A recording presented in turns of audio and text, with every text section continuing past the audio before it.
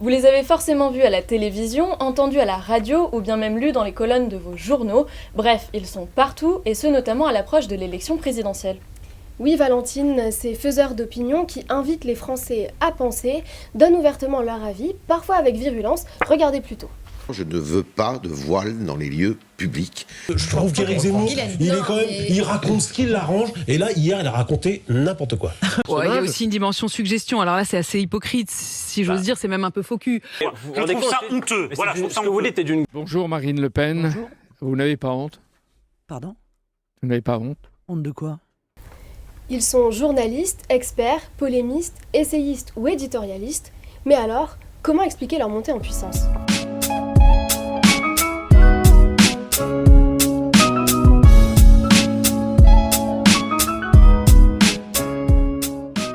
Attention, il faut bien faire la différence entre journalisme et spectacle. Les éditorialistes ont toujours existé, ils sont journalistes et ils donnent le point de vue de leur rédaction. Parmi eux, on peut citer par exemple Patrick Cohen dans C'est à vous, Nathalie Saint-Cric sur France Télévisions ou bien même Jean-Michel Apathy sur LCI. Depuis les années 2000 et notamment l'arrivée des grandes gueules sur RMC, les émissions de débat se multiplient.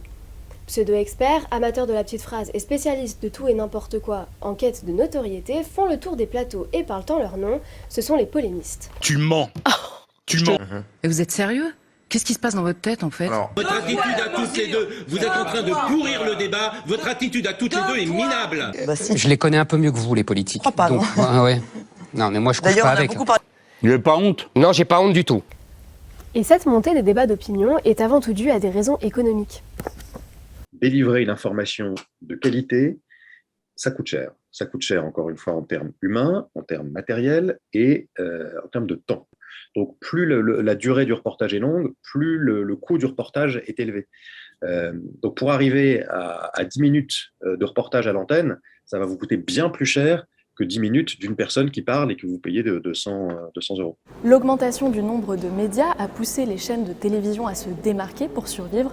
Face à la concurrence, certaines se sont donc positionnées sur un nouveau créneau, celui des débats d'opinion, pour le plus grand plaisir des téléspectateurs.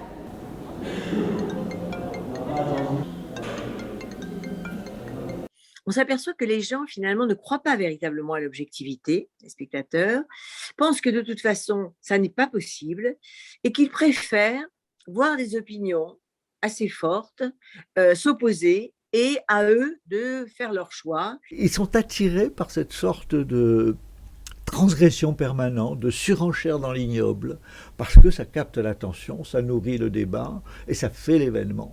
Depuis 2001, avec l'arrivée d'Internet, l'explosion des réseaux sociaux puis la crise de 2008, une nouvelle tendance a émergé que Christian Salmon appelle la spirale du discrédit. On s'est mis d'un coup à ne plus croire en la parole autorisée, d'une manière générale, qu'elle vienne des politiques, qu'elle vienne des journalistes, qu'elle vienne des intellectuels. La tendance est à la remise en cause des discours autorisés.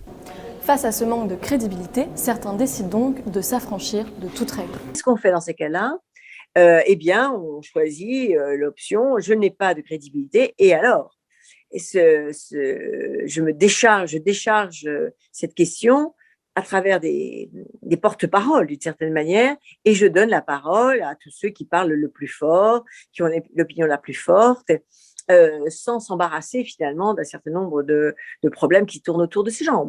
Et dans cette dynamique, les chaînes d'information en continu se transforment en véritable théâtre. La vision qu'ont certains journalistes, notamment Pascal Praud, il n'est pas le seul, c'est que la télévision, c'est du spectacle. Mais Caroline Mécari, mais c'est insupportable, enfin, votre attitude. Mais enfin, ça va pas. Mais c'est juste insupportable. Arrêtez. Camomille. Bonjour, du soleil pour certains, mais de... C'était notre chouchou non, regardez. De 2010. Non, mais regardez. Et c'est ahurissant. Non, mais cet homme est ahurissant. Plus rien n'arrête Christophe Barbier. Non, mais attendez, parce que... Excusez-moi. Bon, voilà, il y a Laurent Geoffroy. Laurent, est-ce que vous m'entendez? C'est tout. Bon, Et ce qui se prête beaucoup plus au spectacle, ce sont les débats. C'est un peu comme une répartition des rôles. Ce n'est même pas des gens qui s'affrontent parce qu'ils ont des opinions différentes. C'est une sorte de jeu où les opinions et les rôles sont distribués, comme dans un combat de catch. D'autres avant vous s'étaient réveillés depuis... Je ne suis pas d'accord, c'est une calomnie. D'autres avant je vous enverrai tous les articles. D'autres avant vous s'étaient réveillés au moins depuis 20 ans. D'autres non plus qu'on me taxe de choses. Écoutez, moi je me souviens parfaitement de ce que vous avez. Ça suffit. De manière plus surprenante, la montée en puissance des débats d'opinion est quelque part une spécificité française. En effet, notre système démocratique, semi-présidentiel, est ambigu. Il fait qu'on en attend beaucoup du président qui n'a pas les pleins pouvoirs. Cela donne lieu à des frustrations qui font l'objet de commentaires à la fois sur les réseaux sociaux mais aussi sur les chaînes d'information en continu. C'est pas le cas dans les sociétés, dans les démocraties parlementaires. Et c'est ça la grande différence entre la France et nos proches voisins. La démocratie parlementaire est une démocratie beaucoup plus modérée, tempérée, qui passe par des filtres. Ça aboutit quand même à des tensions beaucoup moins importantes. Il faut toutefois relativiser le succès de ces émissions de débat. À titre d'exemple, le débat entre Éric Zemmour et Jean-Luc Mélenchon sur BFM TV a rassemblé 3,81 millions de téléspectateurs, soit le deuxième plus gros carton d'audience de son histoire. À titre de comparaison, le JT de TF1 rassemble plus de 6 millions de téléspectateurs quotidiennement. Il ne s'agit pas de remettre en question le droit à débattre de ses opinions, mais la position de chacun des débatteurs doit être clairement identifiable. Et c'est une responsabilité partagée à la fois par les téléspectateurs eux-mêmes, mais aussi par les invités et surtout par les journalistes, Suzy. Oui, et on le voit donc, ces émissions ont un certain nombre de limites. Alors les nouveaux outils journalistiques tels que le fact-checking durant les débats suffiront-ils à changer la donne ? Eh bien Valentine, pour l'instant, rien n'est moins sûr.